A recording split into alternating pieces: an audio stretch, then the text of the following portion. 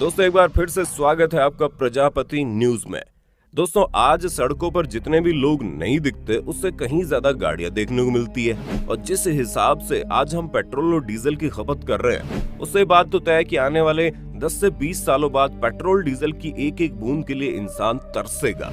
आज के समय में ईरान और सऊदी अरब जैसे देश सिर्फ और सिर्फ अपने तेल की खदानों की वजह से अमीर है, क्योंकि दुनिया में सबसे ज्यादा ऑयल रिसोर्सेज इन्हीं देशों के पास है। दोस्तों इन देशों का एक संगठन होता है और ये सभी देश मिलकर तेल की कीमतों को तय करते हैं। तभी तो साल 2010 में जो पेट्रोल 52 रुपए लीटर की दर से बिकता था आज वही 100 का आंकड़ा पार कर चुका है। और अगर ऐसा ही चलता रहा तो ये चीज तय है कि आने वाले समय में हमें अपनी किडनी बेचकर पेट्रोल खरीदना पड़ेगा।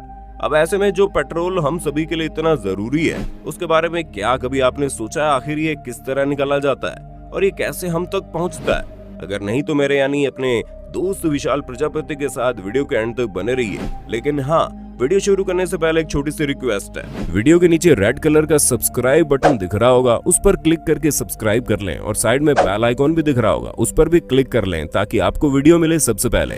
दोस्तों सबसे पहले हम आपको बता दें, वीडियो में दिखाई जाने वाली हर चीज आसान लगती है लेकिन असलियत उससे बहुत ही ज्यादा अलग होती है। और ठीक ऐसा ही पेट्रोल के केस में देखने को मिलता है, जिसे निकालना बहुत ही मुश्किल और मेहनत का काम है। दरअसल पेट्रोल और डीजल जमीन से निकालने का प्रोसेस लगातार महंगा होता चला जा रहा है। अब आप सोचेंगे भला इसमें क्या महंगा?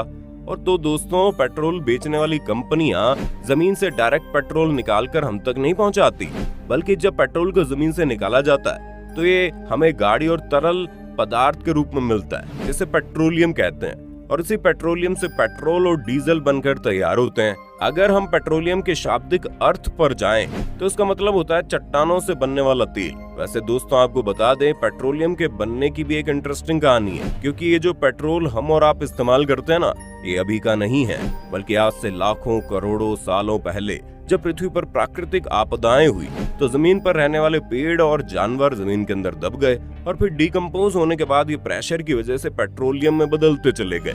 अब आपको तो पता चल ही गया होगा कि पेट्रोलियम किस तरह बना है।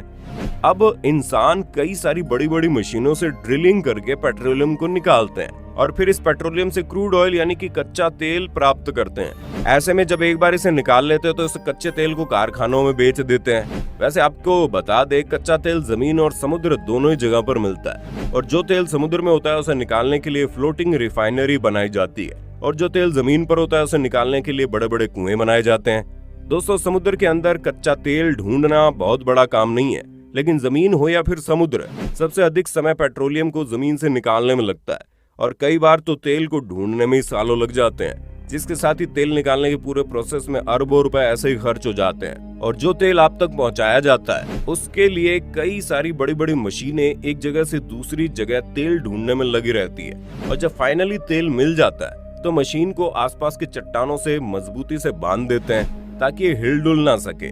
और फिर उसके बाद समुद्र के अंदर ड्रिलिंग का काम होता है और ये जो ड्रिलिंग का काम है ये हजारों फीट नीचे होता है और जैसे ही तेल की प्राप्ति होती है उसे रिफाइनरी में पहुंचा दिया जाता है, जहां रिफाइनरी में कच्चे तेल को बड़े बड़े सिलेंडर में गर्म किया जाता है और फिर अलग अलग प्रकार के टेम्परेचर पर कच्चे तेल में मौजूद अलग अलग चीजें पाइप की मदद से निकाली जाती हैं। अब आपके दिमाग में सवाल चल रहा होगा आखिर ये होता कैसे है? तो दोस्तों असल में पेट्रोल और डीजल अलग अलग टेम्परेचर पर मिलते हैं और इसी वजह से इसे आसानी से निकाला जा सकता है, क्योंकि जिस तरह का पानी का बॉइलिंग पॉइंट 100 डिग्री होता है, ठीक उसी तरह कच्चे तेल का भी बॉइलिंग पॉइंट होता है, जिसका अंदाजा आप इसी बात से लगा सकते हैं कि डीजल को पाने के लिए 260 डिग्री तक कच्चे तेल को उबालना पड़ता है और 40 डिग्री पर हमें पेट्रोल मिलता है। दोस्तों अब आपको अंदाजा हो गया होगा पेट्रोल किस तरह बनाकर तैयार किया जाता है। और एक बार जो पेट्रोल बन जाता है तो चेकिंग के दौरान ये देखा जाता है कि ये कितने ऑक्टेन का पेट्रोल बना है, क्योंकि तेल का ऑक्टेन नंबर जितना ज्यादा होगा उसे उतना ही बेहतर तेल माना जाता है और इस तरह के तेल की कीमत बहुत ज्यादा होती है। हालांकि जब तेल बनकर तैयार हो जाता है तो उन्हें इस तरह के बड़े बड़े टैंकर में डालकर एक जगह से दूसरी जगह पहुंचाया जाता है। भारत में मौजूद इंडियन ऑयल और रिलायंस जैसी कंपनियां अरबों रुपए इन्वेस्ट करती है, तब जाकर ये पेट्रोल कहीं हमारे तक पहुंचता है। लेकिन यहाँ सबसे बड़ा सवाल ये आता है कि आखिर हमारे देश में पेट्रोल इतना ज्यादा महंगा क्यों है? तो दोस्तों इसका पहला कारण तो आपको समझ में आ गया होगा कि जमीन से पेट्रोलियम को निकालने का प्रोसेस बहुत ही खर्चीला है और फिर पेट्रोलियम से निकलने वाले अलग अलग तेल की कीमत भी अलग अलग होती है। जिन देशों के पास अपनी ऑयल रिजर्व होती है वहाँ पर ये तेल सस्ते में पड़ते हैं। जैसे कि दुबई वगैरह को ले लीजिए, जहाँ पर तेल पानी से बहुत ज्यादा सस्ता है। जी हाँ, आपने बिल्कुल सही सुना।